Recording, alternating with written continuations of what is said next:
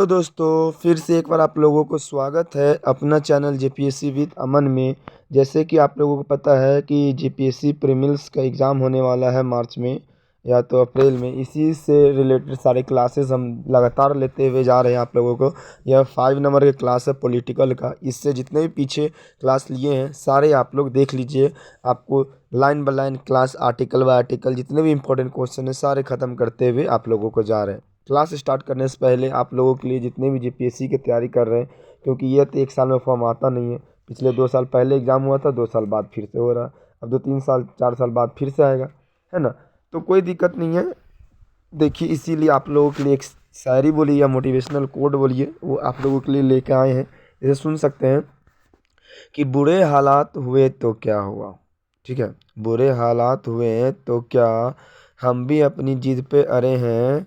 बुरे हालात हुए तो क्या, हम भी अपनी जिद पे अड़े हैं। सपने बड़े हुए तो क्या, हम भी उनके पीछे हाथ धोकर पड़े हैं।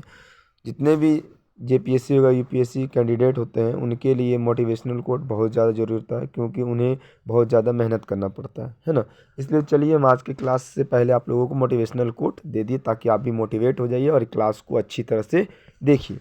चलिए, आज के क्लास में हम आप लोगों को भाग 4 बताएंगे, जिसका टाइटल या तो टॉपिक बोलिए, याद रखना है आप लोगों को, राज्य के नीति निर्देशक तत्व, जो अनुच्छेद 36 से लेकर 51 तक है। ये भी आप लोगों को याद रखना, ओके। चलिए, भारतीय संविधान के मूल कृत में भाग 4 में राज्य के नीति निर्देशक तत्व की चर्चा की गई। ठीक है, नीति निर्देशक तत्व की चर्चा की गई है।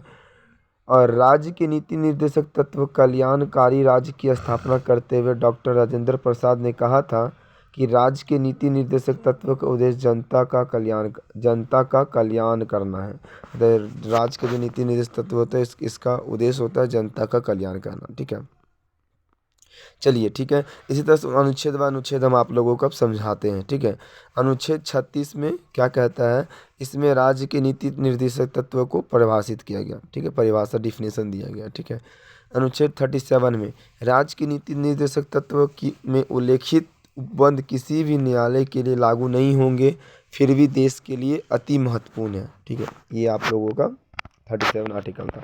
38 आर्टिकल क्या बोलता है कि इसमें कहा गया है कि राज्य यानी देश यानी लोग कल्याण के लिए एवं उसके अभिवृद्धि के लिए कार्य करेगा। कल्याण के लिए या तो अभिवृद्धि के लिए उनका कार्य करेगा। ठीक है, अनुच्छेद 39 राज्य आय की असमानताओं को दूर करने का प्रयास करता है। ठीक है, राज्य जो है असमानताओं को दूर करने का प्रयास करता है।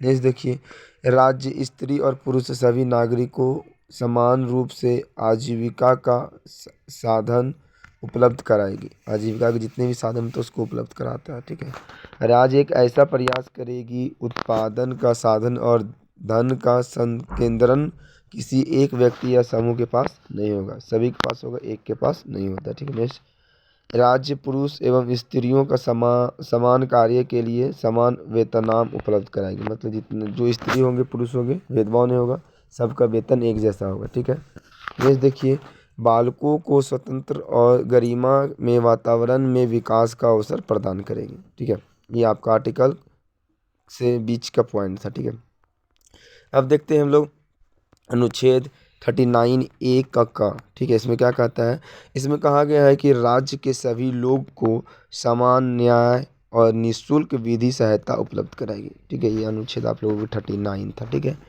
अनुच्छेद 40, यह अनुच्छेद ग्राम पंचायतों के गठन से संबंधित है। ये इंपॉर्टेंट है ना, ग्राम पंचायतों से संबंधित अनुच्छेद कौन सा है, तो अनुच्छेद 40, जिसमें स्थानीय शासन व्यवस्था को मजबूत करने की बात कही गई है। ठीक है, नेक्स्ट देखिए, अनुच्छेद 41, राज्य लोगों को काम पाने और शिक्षा प्राप्त करने में सहायता करेगी। बुढ़ापा, बीमारी, असहंगता की स्थिति में राज्य उसकी सहायता करेगी। ठीक है, नेक्स्ट देखिए, अनुच्छेद 42, इसमें कहा गया है कि राज्य सभी महिलाओं को प्रस्तुति सहायता प्रदान करेगी। ठीक है, मातृ लाभ। ठीक है, नेक्स्ट देखिए, अनुच्छेद 43, इसमें कहा गया है कि राज्य कुटीर उद्योगों को बढ़ावा देता है। ठीक है, अनुच्छेद 43 का, इसमें कहा गया है कि उद्योगों के प्रबंध में श्रमिकों की भागीदारी सुनिश्चित करेगी। जितने भी श्रमिक होते हैं उनकी भागीदारी क्या करेगा, सुनिश्चित करेगा। ठीक है,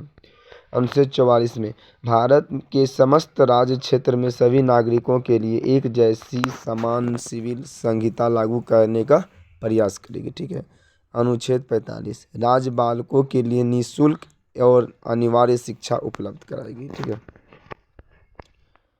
अनुच्छेद 46 राज्य अनुसूचित एससी और अनुसूचित जाति एसटी जाति कल्याण के लिए कार्य करेगी और इसके लिए शिक्षा से संबंधित हितों की अभिवृद्धि करेगी।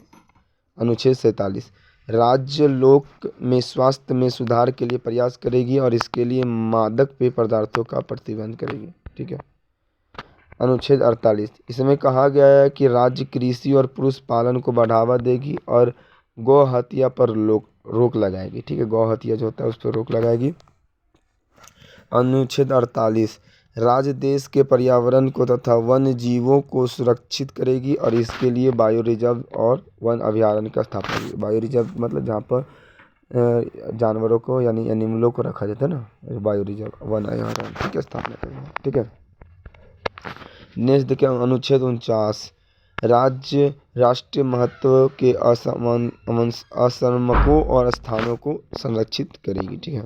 नेक्स्ट देखिए अनुच्छेद 50 राज्य लोक सेवाओं में कार्यपालिका को न्यायपालिका से पृथक करने का प्रयास करेगी। अनुच्छेद 51 राज्य अंतर्राष्ट्रीय शांति और सुरक्षा का प्रयास करेगी। और मूल कर्तव्य भाग 4 में ही ठीक है, मूल कर्तव्य भाग लेकिन 4 क में दिया गया। ठीक है। और इसको अनुच्छेद 51 क कर दिया गया। ठीक है, संशोधन करके। ठीक है। आपको पता है भारतीय मूल संविधान में 10 मूल कर्तव्य थे लेकिन वर्तमान में 11 मूल कर्तव्य है। ठीक है। और प्रत्येक भारतीय के कर्तव्य होगा और इसको याद कर लीजिएगा, बहुत ज़्यादा इंपॉर्टेंट है। वह संविधान का पालन करेंगे और उसके आदर्शों, संस्थानों, राष्ट्रध्वज और राष्ट्रगान का आदर करेगा। दूसरा, स्वतंत्रता के लिए हमारे राष्ट्रीय आंदोलन को प्रेरित करने वाले उच्च आदर्शों को अपने हृदय में संगोज कर रखेंगे। ठीक है। ये देखिए भारत की प्रभुता, एकता और अखंडता की रक्षा करें और उसे अकुच्छन बनाए रखेंगे। ठीक है।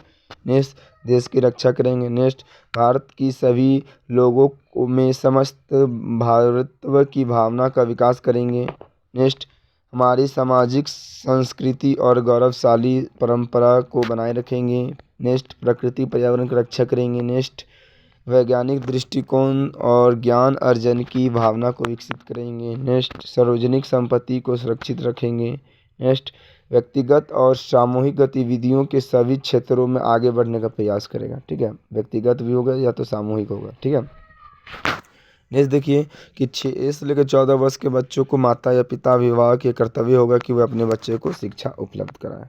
तो ये आप लोगों का था भाग 4, पूरी तरह से राज्य के नीति निर्देशक तत्व और मूल कर्तव्यों को हम आप लोगों को वर्णन कर दें। इसका PDF नोट्स आप लोगों को प्राप्त हो जाएगा फ्री में। आप लोग जाइए Telegram JPSC with Aman Telegram पर सर्च करके आप लोग पा सकते हैं। ठीक है। फिर मिलेंगे नेक्स्ट क्लास में, तब तक के लिए बाय बाय।